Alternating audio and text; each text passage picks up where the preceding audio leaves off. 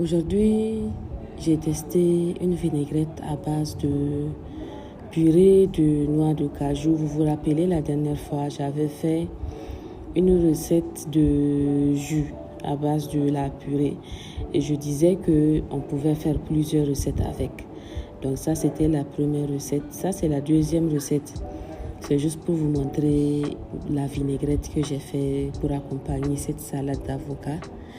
Donc je disais que cette purée, tu pouvais utiliser ça comme vinaigrette pour tout ce qui est salade. On peut utiliser aussi pour préparer les feuilles de moringa. On peut utiliser ça pour faire du milkshake. En fait, c'est un élément essentiel, sincèrement, pour la cuisine parce que ça permet de varier les goûts, les saveurs et tout. Donc, c'est une recette très simple. C'est juste une salade et puis, bon, la vinaigrette. Souvent, la vinaigrette, on fait ça toujours à base de mayonnaise, moutarde. Bon, ça permet de changer un peu quand même. Donc, voilà comment j'ai procédé. J'ai pris dans une petite saladière, j'ai mis un peu d'huile. Ça dépend. L'huile d'arachide, ça donne plus de goût. Ici, j'ai la purée de noix de cajou que j'avais conservée après avoir fait le jus là. Je vais prendre une bonne cuillère à soupe de la purée là que je vais venir mélanger avec l'huile comme ceci.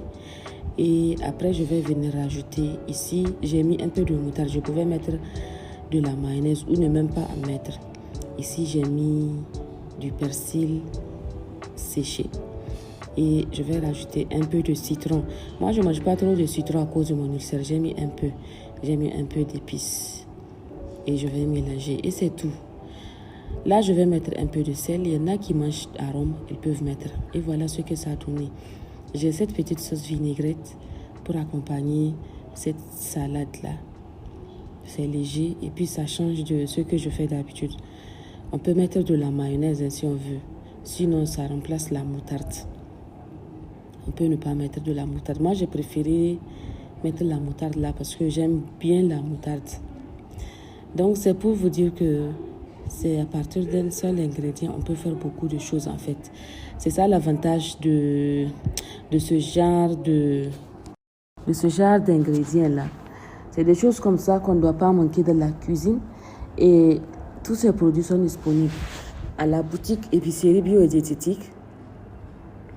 Je vais aller le week-end prochain pour prendre. J'ai vu 2 ingrédients là qui vont inspirer ma prochaine recette. Moi, je teste. C'est pas seulement les produits que je connais, même ceux que je connais pas, je prends et puis je teste.